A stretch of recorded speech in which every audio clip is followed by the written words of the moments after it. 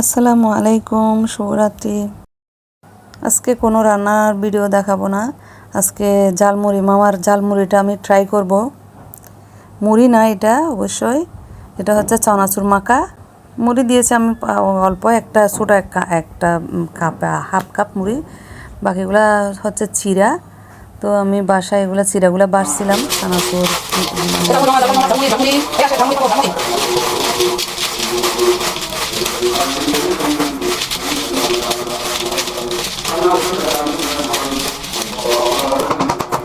তো জালমুড়ি মামারা যেভাবে বানাই সবগুলো দিয়ে মশলা, সরষের তেল, তারপর লবণ, লেবু রস, তারপর কাঁচামরিচ, পেঁয়াজ সবগুলো মিক্স করে তো আমি জালমুড়িটা বানাচ্ছিলাম।